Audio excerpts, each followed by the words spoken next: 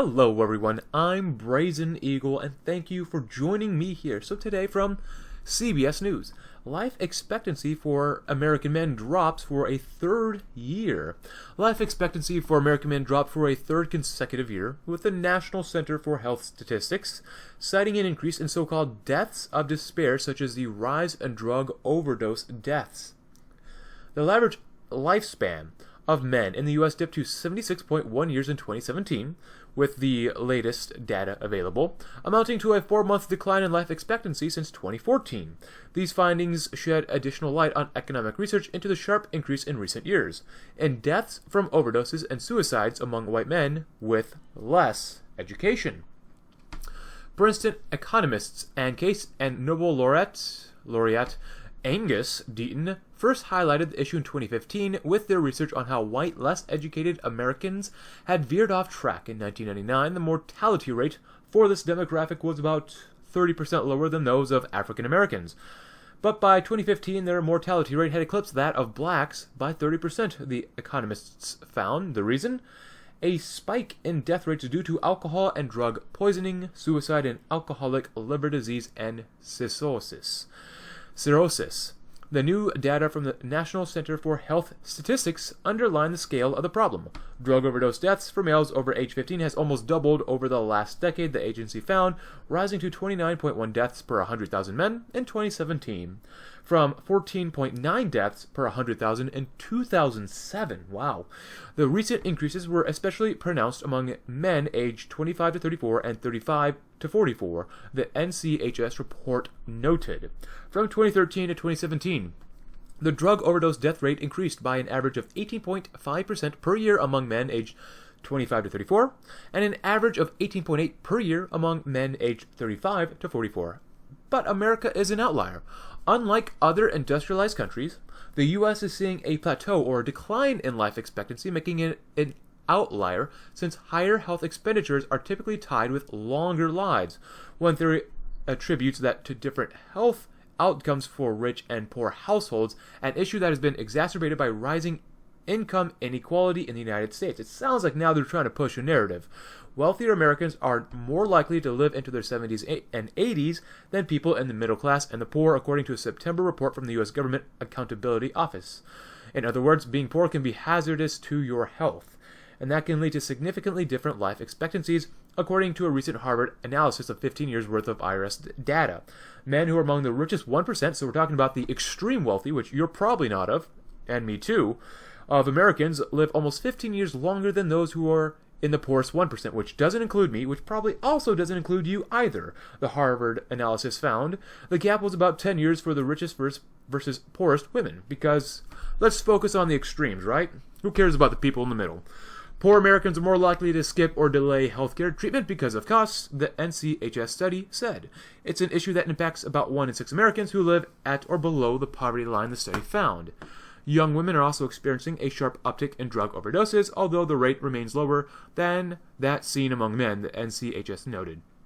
The drug overdose death rate for women over age 15 jumped 64% from 2007 to 2017, hitting 14.4 deaths per 100,000 women, it added. Life expectancy for women, Black, and Latino residents has held steady since 2014, the agency said. So it seems like men, especially white men, are not doing very well. You know, their life expectancy dropped for the third consecutive year, with, of course, like I said, a sharp increase in the last decade or so among less educated white males. Now, will the government or the media really report on this? That the less educated white males are dying faster than usual, or what was the current rate?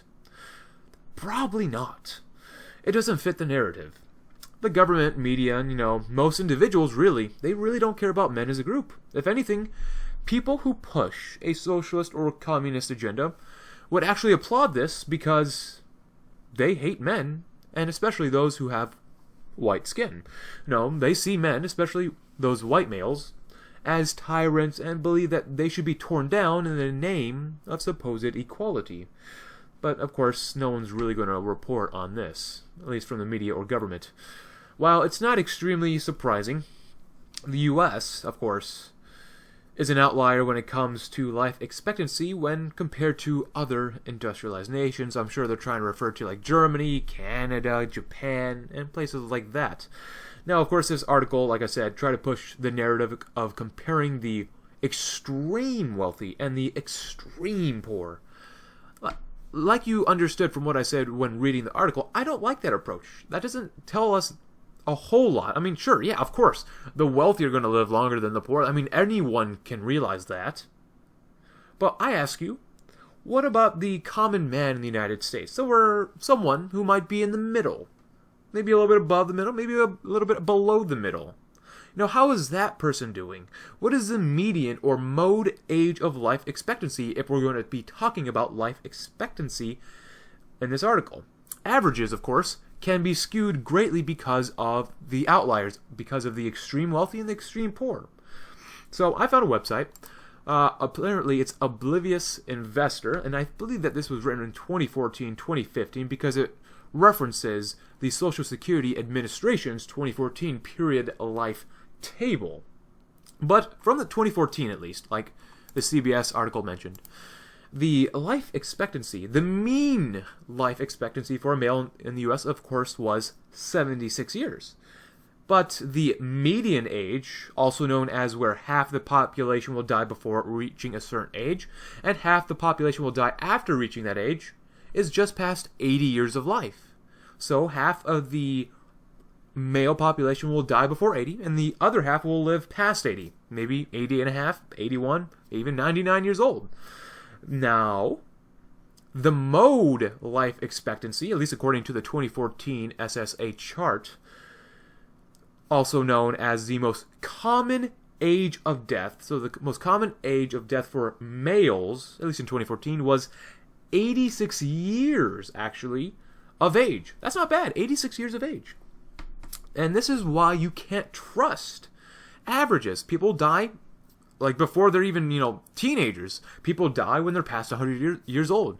Averages can't always be reliable. But, regardless of what this article says or what this article says, in general, men need to make sure that they can take care of themselves. You know why? It's because no one else will do it for them. Like I said earlier, no one cares for men until things start falling apart. And even then, society won't care for men personally. But if men don't take care of themselves, everything will go to pot.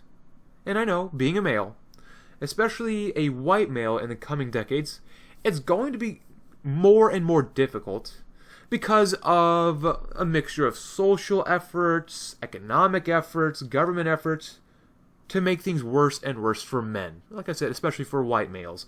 There's going to be more and more discrimination coming our way in the name of supposed equality of outcomes.